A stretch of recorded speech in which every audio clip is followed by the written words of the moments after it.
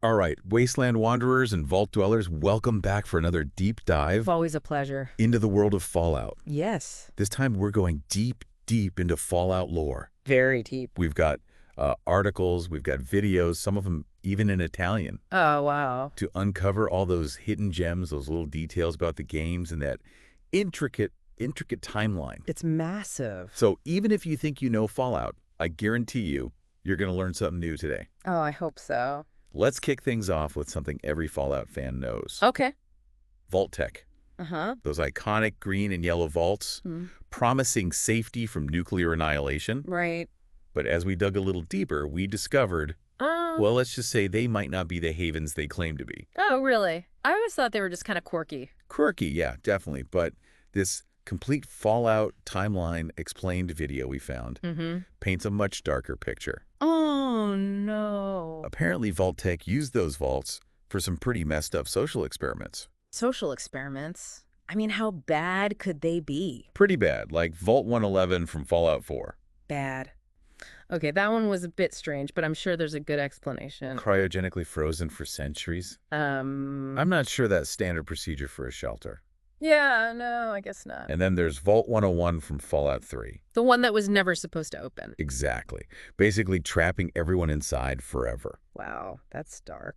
And what about Vault 76 from, well, Fallout 76? Yeah. Sending residents out to repopulate a wasteland. Yeah, I mean, someone had to do it, right? Yeah, but is that really Vault Tech's call to make? I guess not. So each vault, its own twisted experiment. So what was Vault-Tec really trying to do? Control the post-apocalyptic world. Maybe. Engineer a new kind of human. Or just a bunch of scientists playing God. It's a question that keeps popping up throughout the games. Yeah. And even the Fallout TV show hints at a massive conspiracy surrounding Vault Tech. So they weren't just about safety. Well, maybe on the surface, but underneath. Something much more sinister. It really makes you wonder, who can you trust in a world like that? Right. Speaking of trust, let's talk about Mr. House. Ah, yes. Mr. House, the ultimate prepper. This guy, talk about thinking ahead. The complete Fallout timeline explained video goes into his story a bit. Yeah, I love that video. He saw the bombs coming, Uh-huh. and what did he do? Built himself a high-tech stasis chamber. Oh, yeah, right? So he slept through the whole apocalypse. Pretty much. Wakes up years later, Whoa. ready to rebuild New Vegas in his image. And does he succeed? I haven't played New Vegas yet. You haven't. Oh, man, you're in for a treat. I can't wait. He's this really complex character, clinging to pre-war ideals, but also ruthless and pragmatic. So, a bit of a contradiction. Totally. Is he a savior or a tyrant? It's up to the player to decide. I like that. The Fallout TV show even suggests he might not be as invincible as he thinks he is. Oh, really? What happens? I don't want to spoil it, but let's just say power can be a fickle thing in the wasteland. I'll have to check it out. And speaking of power in the wasteland, have you heard about what happened to Shady Sands? Shady Sands, yeah, I remember that place from the first Fallout game. Little settlement out in the desert. Right, but it doesn't stay little for long. It doesn't. What happens? It grows. It becomes the capital of the new California Republic. Whoa, the NCR. No way. Yeah, they build a whole society, a beacon of hope in the wasteland. That's amazing. A real testament to the human spirit. It is, but then the TV show, What happens? they drop a bomb on it. What? Seriously? Yep, wiped off the map, just like that. But why? Who would do such a thing? Well, that's where things get really interesting. How so? The show reveals that the blast was orchestrated by this guy named Hank McLean, Hank McLean, who's that? a character with ties to the pre-war world and the wasteland's present. It's a long story, but it adds a whole new layer to the Fallout lore. So even in the wasteland, the past can come back to haunt you. Exactly. And it makes you wonder, can humanity ever escape its destructive nature, even after an apocalypse? That's a heavy question. But it's one that Fallout forces us to confront. Speaking of confronting things, let's talk about some of the people who face these challenges head on. Okay, who do you have in mind? Well, how about the Chosen One from Fallout 2? Ah, the Chosen One, yeah. We actually found some great info on them in a couple of Italian YouTube videos. Italian. Yeah, these deep dives take us all over the place. No kidding. What were the videos called? One was La storia di Fallout, il gioco che non si doveva fare. And the other one? La storia di Fallout Pitriu rompere l'atomo. Okay, They interesting. were really insightful. I'll have to check them out. So the Chosen One, they're actually a descendant of the Vault Dweller from the first Fallout game. Wow, talk about legacy. Right. And their quest to save their village from a devastating drought. Sounds tough. Oh, it is. But they have a secret weapon. The Garden of Eden Creation Kit. The GECKA. Yep. It's this amazing device capable of terraforming, purifying water, the whole 9 yards. A real game changer. Literally. But their journey brings them face to face with the Enclave. New Enclave. Those guys are bad news. Yeah. Remnants of the pre-war U.S. government still clinging to their old ways. And they've got their own plans for the wasteland. Right. Oh, absolutely. And it involves something called the FEV virus. The FEV virus. Now that sounds dangerous. Oh, it is. And it's about to get a whole lot more complicated for the Chosen One. Well, this is Fallout. What did we expect? Exactly. Stay tuned because we'll be back with more Fallout facts and lore after the break.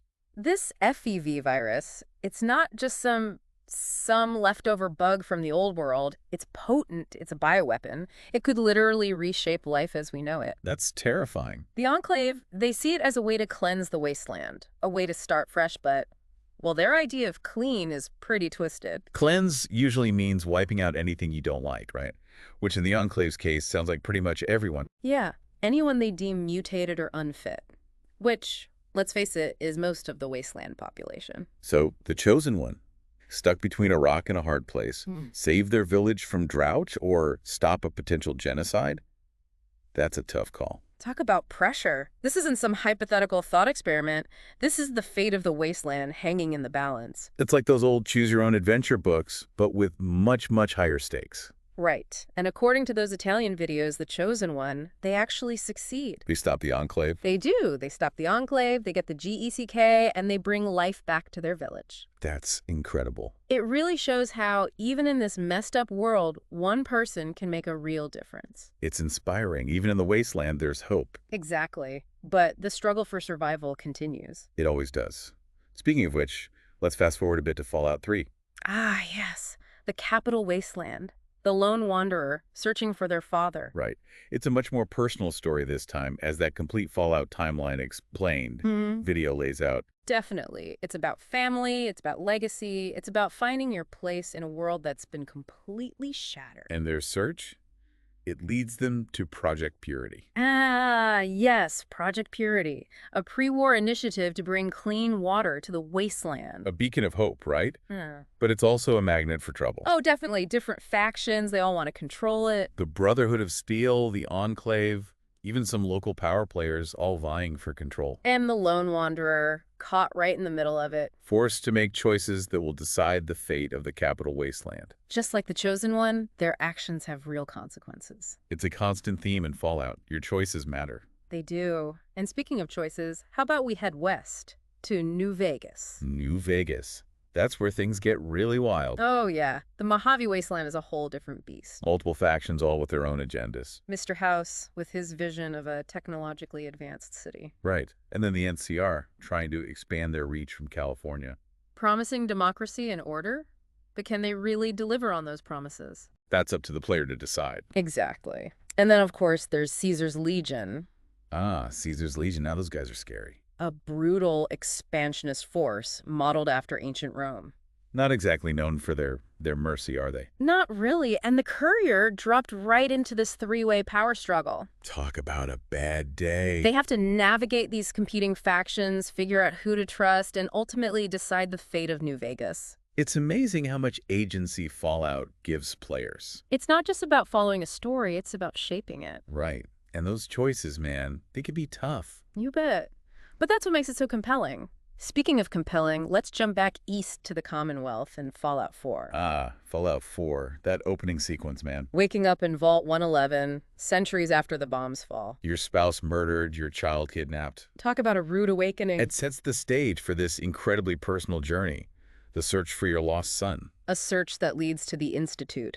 Right. The Institute, shrouded in mystery, creating these synthetic humans called synths. They're a fascinating addition to the Fallout world, pushing the boundaries of technology and morality. And then that twist. The leader of the Institute, your son. Whoa! Talk about family drama. It raises so many questions about identity, about family, about the ethics of technology. Could you really trust your own son when he's leading this organization that's basically playing God? It's a dilemma that cuts to the core of what it means to be human. And it's up to the player to decide how it all plays out. Again, those choices, they matter. They always do. Speaking of choices, how about we venture online to Fallout 76? Ah, yes, the first multiplayer Fallout game. A whole new way to experience the wasteland. Reclamation Day, emerging from Vault 76 into a world shared with other players. It's all about cooperation, about rebuilding society together. Instead of being a lone wanderer, you're part of a community, facing the challenges of the wasteland as a team. Battling the scorched plague, fending off raiders, it's a whole new dynamic. And the game, it's constantly evolving. Right, updates, DLC, they're adding new storylines, new factions, even NPCs. It's a testament to the enduring power of Fallout. It's a world that keeps on growing. Speaking of growth, let's not forget about the Fallout TV show. It's added some interesting wrinkles to the lore. Oh yeah, the TV show. It's not just a rehash of the games, it's expanding the universe in some really cool ways. New characters, new stories, new perspectives on familiar events. Like the destruction of Shady Sands. Right. Turns out there's more to that story than we initially thought. And the show, it digs deep into the consequences of Vault-Tec's experiments. The ripples of the past, affecting the present in ways we're only just beginning to understand. It's all connected, this intricate web of cause and effect. And that ending, with New Vegas in ruins, it leaves you wondering what's next for the wasteland. It's a reminder that the Fallout universe is far from finished. There are still stories to be told, mysteries to be uncovered, and choices to be made. So much to explore. But before we get lost in the wasteland's endless possibilities, We should probably take a step back and think about what we've learned from this deep dive. that's a good idea. What are some of the key takeaways? What stands out to you? Well, I think Fallout, at its core, is about humanity. Our strengths, our weaknesses, our resilience, our capacity for both good and evil. Right. It's a reflection of ourselves, magnified by the lens of a post-apocalyptic world. We see the dangers of unchecked power, the importance of community, the struggle for survival, and the enduring hope for a better future. And all of that is shaped by our choices as players, as individuals, navigating this complex and challenging world. It's a reminder that even in the wasteland, even when everything seems lost, we still have agency. We can still make a difference. That's a powerful message. So much to unpack, right? We've gone from vaults to viruses, from the capital wasteland to New Vegas, but it's not just about listing off facts and timelines. It's about what it all means. Exactly. What can we take away from all this Fallout frenzy? For me, Fallout holds up a mirror to humanity, to Yeah. all our hopes and anxieties, our potential for both incredible good and devastating evil. It's like that saying, war never changes. Well, in Fallout, it's humanity that never changes. sir. We see it over and over again. That hunger for power, that need to control. From Vault Tech to Caesar's Legion. It makes you wonder, is that just human nature?